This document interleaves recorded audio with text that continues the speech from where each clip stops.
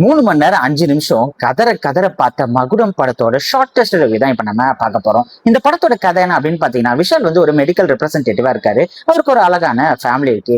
அந்த ஃபேமிலியில ஒரு அர்ஜென்ட் சிச்சுவேஷன்னால கண்டிப்பா கார் வாங்கியே ஆகணும் அப்படின்னு யோசிக்கிறாங்க. சோ அதனால செகண்ட் ஹேண்ட்ல ஒரு கார் வாங்குறாரு.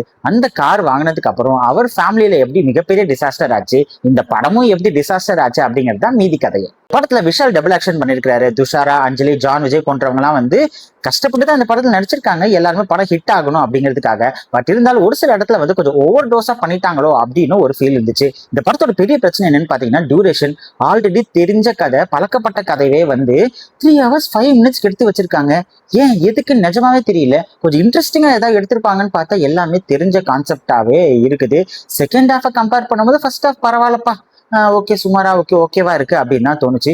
செகண்ட் ஹாஃப்ல ரைஸ் ஆஃப் லிங்கான்னு சொல்லிட்டு ஒன்று ஆரம்பிப்பாங்க, அங்கதான் வந்து டவுன்ஃபால் ஆகுது. சரி படம் முடியும்னு பார்த்தா இப்ப முடியும் அப்ப முடியும்னு பார்த்தா புதுசு புதுசா ஒண்ணு ஸ்டார்ட் பண்ணிட்டே இருக்காங்க.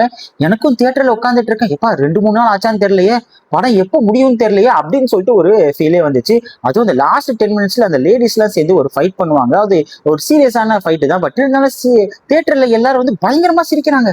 என்னப்பா எல்லாம் இப்படி சிரிக்கிறாங்களே அப்படின்னு சொல்லிட்டு தோணுச்சு. நமக்கும் வந்து சிரிப்பு வந்துருச்சு. ஒரு சீரியஸான விஷயத்தையே வந்து கொஞ்சம் நிறைய இடத்துல காமெடி பண்ணி விட்டாங்களோ அப்படின்னும் தோணுச்சு.